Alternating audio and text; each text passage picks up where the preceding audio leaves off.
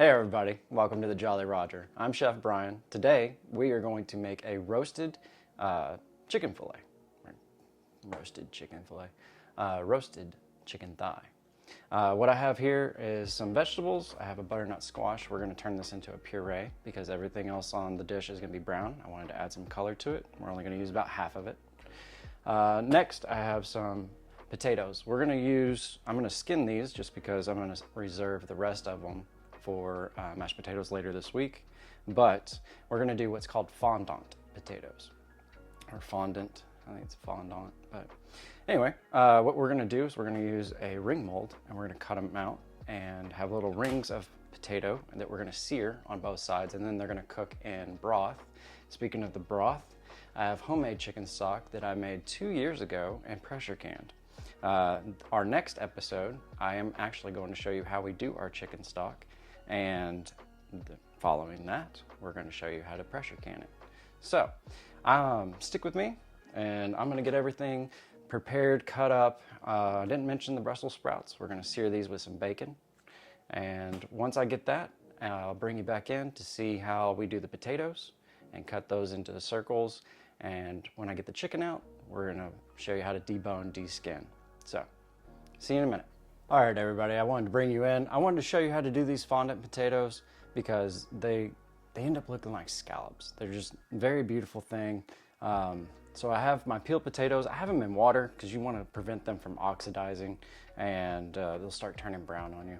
So what I'm going to do is I'm just going to take the edge off, and I have you overhead. That's mainly for me, but for you too. And we're going to do about 3/4 of an inch, maybe an inch in thickness.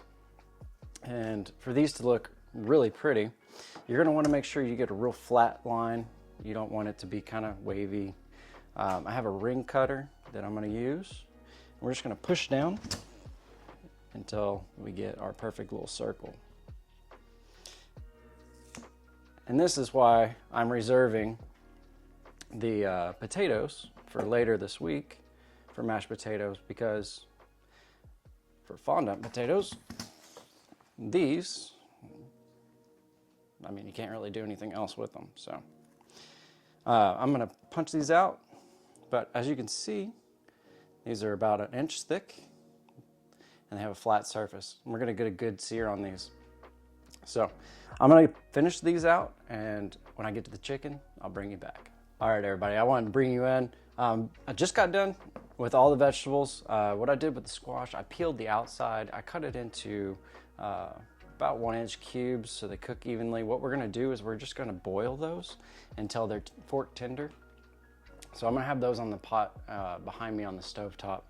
I also took our Brussel sprouts and I cut those in half, and I peeled away the outer layers that weren't good. And you also want to make sure you cut the root off, the root in, because that's just going to be bitter. Another thing is I got bacon cut. It's going to go with the Brussels. I got them in long strips just because these are big Brussels sprouts. If you can cut them any way you want, but I think it would be a good texture-wise. For herbs, I have some thyme and fresh rosemary, and I have some garlic. The garlic's going to go with the Brussels sprouts, but the herbs, those are going to go with our fondant potatoes. So I'm going to put this on the stove, get it going, and then we're going to take a look at the chicken, how we deskin and debone. All right, I got you overhead right now. I just wanted to show this is a great way to save money. Instead of buying boneless, skinless chicken thighs, you just buy the skin because you're paying somebody to do this. And I'm going to show you how easy this process is. We're going to peel away the skin, and I'm just going to go ahead and cut down on it. Move that. We're going to set the skin aside because we're actually going to use the skin as garnish.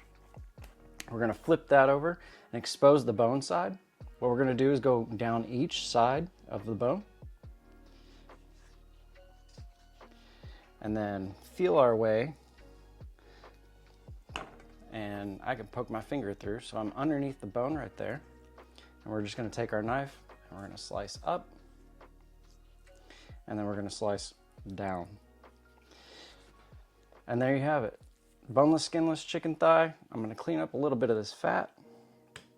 I have a pair of scissors that would work for that as well, but chef knife works great as long as it's sharp enough. So there is your boneless, skinless thigh. Perfect. That's it. I got everything set up, everything's cut, everything's prepped. I did want to talk about these fondant potatoes. You're gonna want to make sure these are dry because we're gonna get a good sear on these, and you can see they even look like scallops. So this is what we're gonna do. I'm gonna go ahead and get my pan preheated so it gets to start melting. And once my pan comes up to temp and we get a good temperature going, I'll put those in and I'll show you. You're gonna want these to sear probably, I would start checking around 3 minutes, but it's probably gonna take 5 or 6 minutes to get the correct color that you're looking for. All right, my pan has gotten hot. I'm gonna go ahead and start putting in my potatoes. We're just gonna go in a circle.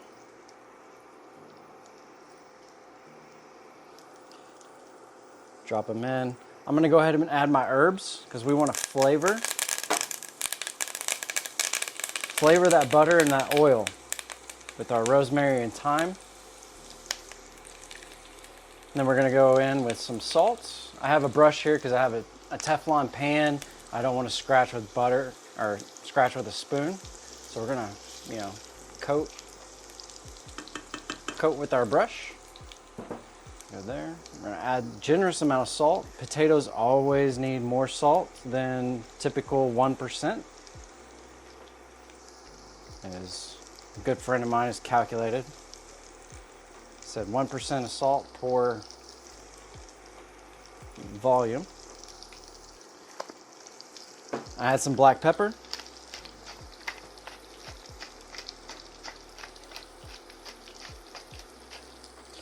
And then we're gonna let these sear. All right, everybody. I've went ahead and flipped them. This is the color you're looking for. It's a great caramelization. All right, so I wanted y'all to be aware. This is cold. This is very hot. This is oil, grease. It's gonna steam, but I want you to pour away from yourself so you don't get a splash.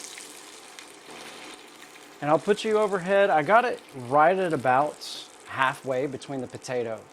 And we're gonna go ahead and slap this in the oven. Slap, I mean, just casually put in. And that's where that's gonna stay. So once this comes up, actually it's ready to go. So I'm gonna take my chicken and I'm gonna put it down. I'm gonna have to do this in batches just so I don't over crowd our pan. I have 5 thighs that we're doing today. Move that off to the side. I got some salts, and this is kosher salts. I use it all the time. Very rarely do I use a different type of salt. I'm gonna bump my heat down just a tad. Add some black pepper. And when I flip on the other side, I will add the same amount of salt and black pepper. And this is only gonna sear for a couple of minutes. We're just looking for that caramelization of our proteins, which is called the Maillard reaction. All right, so I just flipped my chicken. I got you overhead. This is the color that we're looking for, this golden brown. That's flavor right there. So we're gonna let this go for another couple of minutes. I wanna start on this butternut squash puree. I went ahead and cooked them earlier. And then I went and added a little bit of our chicken stock just to reheat them. As you can see, I'm gonna blitz them.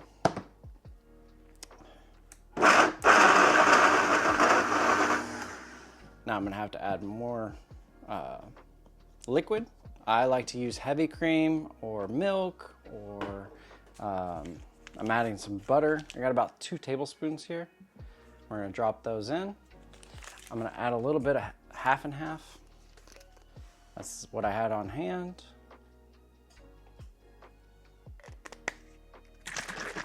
Let's shake it up a little bit. Perfect. All right. We want this nice and creamy. And then when I'm done, I'm gonna add it back to the same pot. And that way I can keep it warm for when we are ready to plate. Once you get your desired consistency, which that is good for me. You don't want it too loose, you don't want it too thick, but that's perfect. We're gonna add our salt and our pepper, and there we have it, butternut squash puree. All right, guys, so we got a pan sauce that we're gonna make, or it's like more of a pan gravy. I have a tablespoon of butter in our pan. I'm gonna put you overhead. We're gonna make a roux, and a roux is done by having, that's my chicken skin, having equal parts butter and flour to thicken. I'm gonna use our leftover chicken stock that we haven't used to do that. And while this butter's melting, I'm gonna go ahead and check on the chicken skin, see how that's going. Just so y'all know at home, remember you have chicken skin in the oven. I burnt the first round, so I'm not always perfect. I have my melted butter. I'm just gonna take about a tablespoon of flour. And we're just gonna put that in. Whisk it around, make it a paste.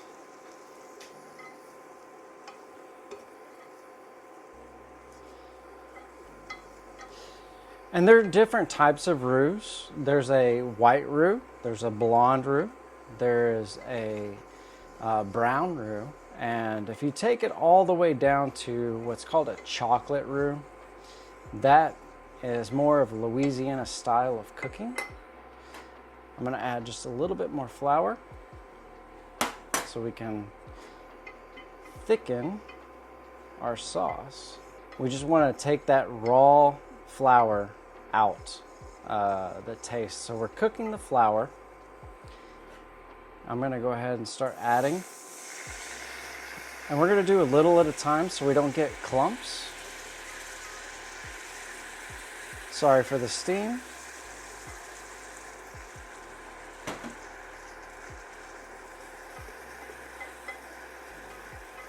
And we're looking for what's called nappe. I'm turning the temperature down. You can always remove your pan from the heat for y'all at home. We're still a little too thick. We're gonna add a little bit more.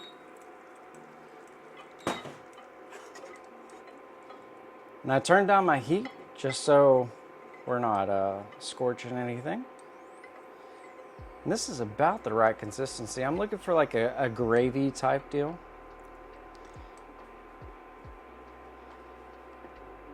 And there's so much flavor in homemade chicken stock. You really can't buy it at the grocery store.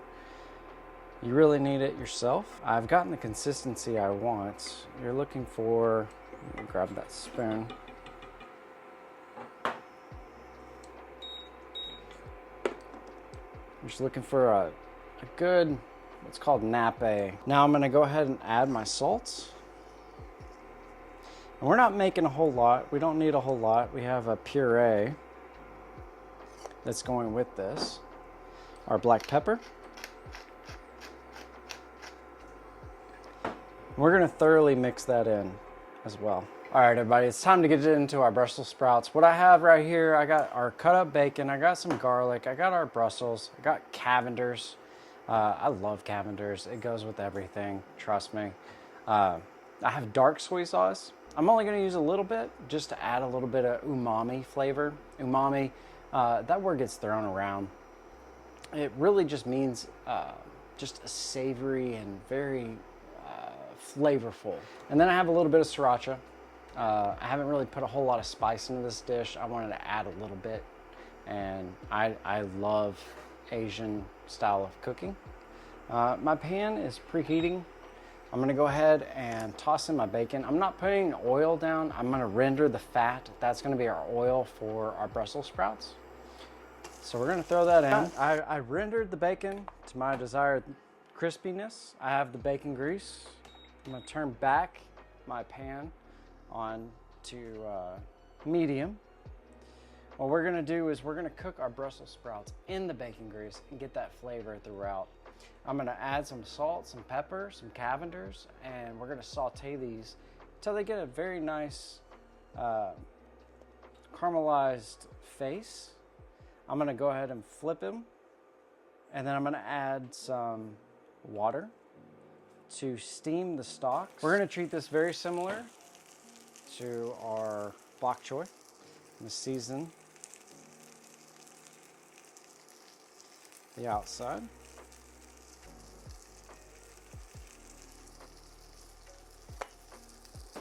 Add some black pepper.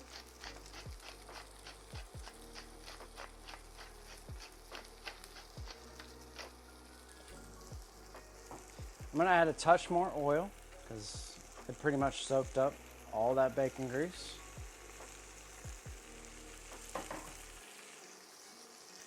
We're gonna let these go for a few minutes. I have my Cavenders. We're gonna go ahead and add that. Got a touch of water just to, once I flip, I'm gonna add the water, turn the heat off, steam them, cover them, and we're good. And then we'll add the water. I'm gonna add a lid,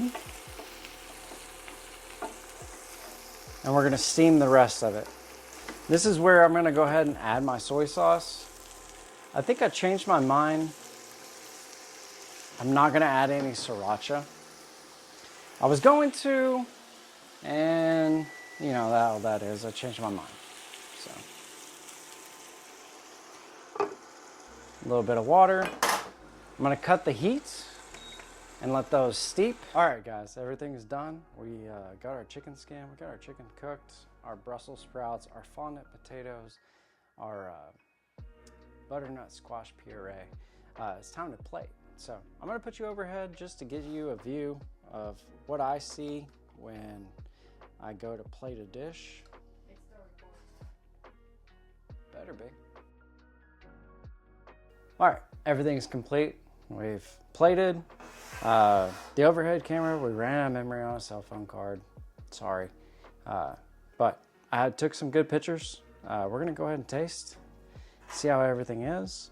I wanna get a little bit of everything, and we'll go from there. All right, I'm doing a little bacon, a little Brussels sprouts with our puree.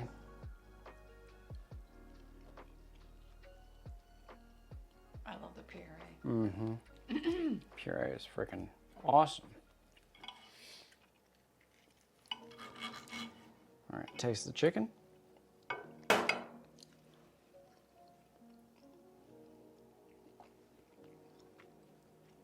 This is good. Please give this a like, share it, comment. I'd love to hear what you think about it. The puree is definitely a must. I did it just because everything else is on the plate is brown. So I have the green, and I try to incorporate some different color. So anyway, y'all have a great week. I'll come back and we'll do our chicken stock next week. All right, see you then.